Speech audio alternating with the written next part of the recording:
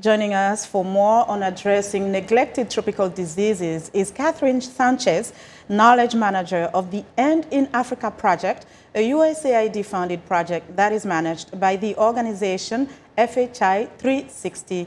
Ms. Sanchez, welcome to the program. Thank you.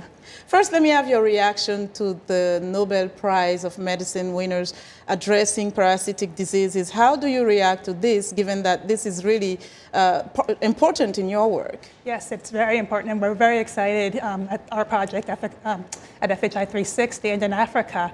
I think I could speak for the entire NTD community in saying how excited we are about this, because it brings really awareness to diseases that have been neglected for so long.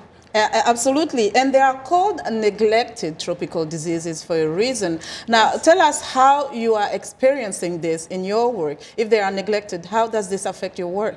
Yeah, they are neglected because basically they affect the poorest of the poor. And they affect children especially. About 500 million children around the world have NTDs. And children and poor people don't tend to have a lot of political power, political voice. So therefore, their health priorities aren't always on the high list of priorities of countries, and particularly in the international community. Yeah. So we're very interested in having this awareness raised. And NTDs is something that your organization is tackling in West Africa. Ivermectin, the drug that has been discovered by the winners, is part of the tools that you use to address these diseases. Tell us about that and some of the other tools that are available to do so. Yeah, so the way we treat these diseases, or the way the countries treat the diseases, we support them, but the countries really are the leaders in this. They do a program called Mass Drug Administration, which is a drug delivery platform, and they use ivermectin and other medicines, and they give these to people in the communities, and they have to reach the entire population, really, of the communities that are at risk for the diseases in order for it to be effective.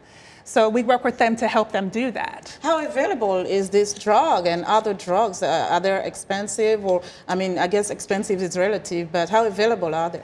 We're actually very fortunate in that way, in that we have pharmaceutical companies like Merck and Pfizer and GlaxoSmithKline who donate the drugs. So the expense actually isn't generally part of the problem.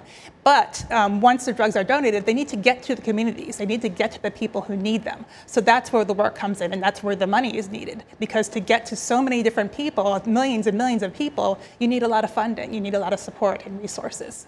So how does the field look in terms of the eradication? Because in my report, I spoke about the fact that the drug is so effective that some of the diseases are said, at least those that the drug address, are in the verge of being eradicated. What can you tell us about that? We've seen, actually, the countries have seen tremendous progress in this.